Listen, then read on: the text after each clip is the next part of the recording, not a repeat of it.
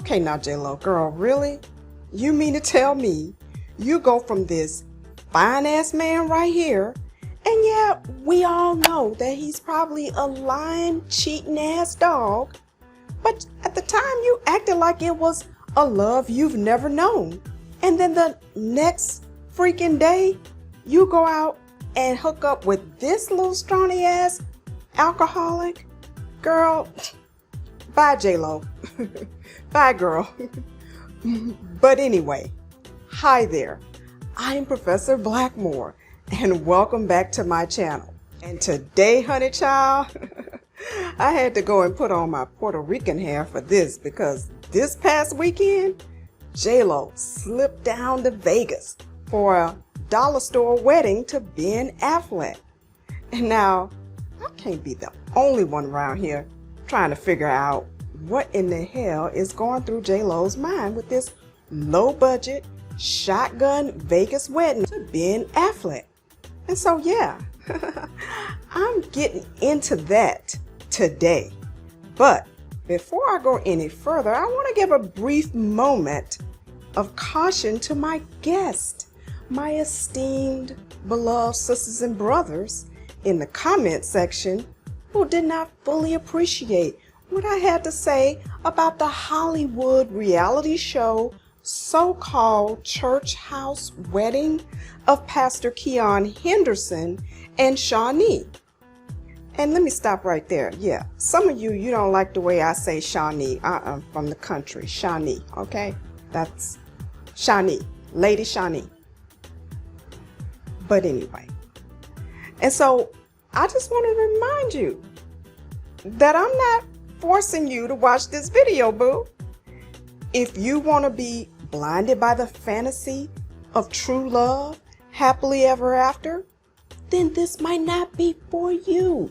But if you're not, and you want to get caught up on all the hot tea details of why I don't think Pastor Keon and Shawnee will last, I want to invite you to go watch my prior videos, wherein you'll also be able to read all of the lovely comments from the saints and the Pharisees, like the ones rebuking me, calling me messy, asking me where my man is, telling me to mind my own business, and all other kinds of things. And I'll place a direct link in the description section below so that you can enjoy that. But today, I gotta get into this J-Lo tea. And I just want to say that I'm a connoisseur of love as much as anybody else. But I personally just don't see the usefulness in being all booed up, looking like a damn fool when all of the writing is on the wall, all in caps, in bold font, right in front of you.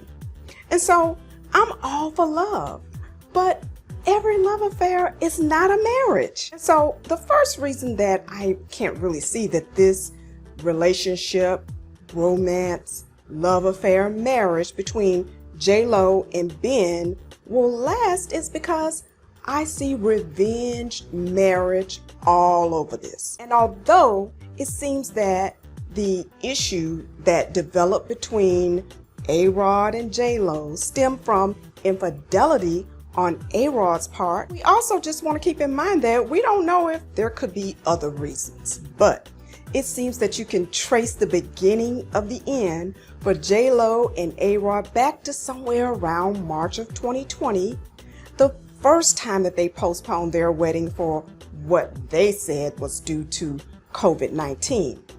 But it was not officially off until around March or April of 2021. And hell, that was just last year. So how, J-Lo, how are you engaged and married to some damn body else that soon? And so that brings me to a recent interview that J-Lo did. And this also ties into my next point about Ben Affleck. But let me stay focused on ARod right now and show you this And I want you to tell me your opinion on what you think is being said here. Yes. And you've got an engagement. I do. And of course, I've got to ask about Ben. Yeah, okay. How's it going? I mean, this is the best time of my life. I love my career, but nothing is more fulfilling to me than being able to build a family with someone who I love deeply and who is just as dedicated to family and to each other as we can be. And I feel incredibly blessed. When is the wedding? I can't give you that one. Sorry. Okay, now. That says it all. In my opinion, she is speaking directly to ARod. She's saying what's top on her list: dedication to the family and to each other, one another. That's all I can say. So I feel that this interview, this marriage, and everything that J-Lo is doing is speaking directly to ARod. Now, the second reason that I don't think this marriage between J-Lo and Affleck will last is related to Affleck for two reasons, which are: number one, because he's a damn alcoholic, and number two, because he makes excuses for his behavior.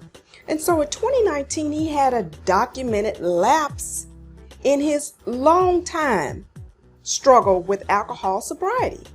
And only he knows if there are any undocumented lapses. But we know of one for sure just recently. 2019 is not that long ago. But let's take a quick look at this 2019 lapse. And it was very evident on Saturday night. A lifelong struggle. Yes, he was leaving the UNICEF masquerade ball Saturday night in West Hollywood at the Lapeer Hotel. He was wasted. Yeah, I mean, when you see him he was stumbling right there to find his balance. And then there was more after. This was just, he left this party. And then we got... But at this party, apparently this woman, it looks like it's his date. Yeah. Look, he has had his share of problems with alcohol and has been to rehab a number of times, but has really tried. Turns out that after this, Ben did not go home and go to sleep. Right. He went to a casino in Commerce. That's right. He arrived just around... outside LA, yeah. Yeah, he arrived around 1 a.m., sat down at one of the poker tables, who actually was at capacity for 9 players. They made an exception for Ben, let him be the 10th chair. We're told he was only there for about 12 minutes. He had $20,000. Yeah, he had $20,000 cash, and he actually made a profit of about $1,500 in those 12 minutes, and then he took off. So that's number one, that he's an alcoholic. But number two, like most alcoholics and drug addicts, it's somebody else's fault that they are an addict. And so he proves this to be true in 2021, just recently during an interview with Howard Stern, in which he states he would still be drinking if he was married to Jennifer Garner. During a candid appearance on the Howard Stern Show, the Oscar winner explaining his struggle with alcoholism during their 10-year marriage. I was trapped.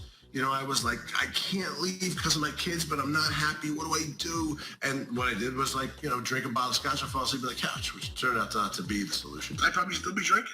Right. It was just part of why I started drinking alcoholically, because I was trapped. Now, everybody blew up at the time about how he could just come right out.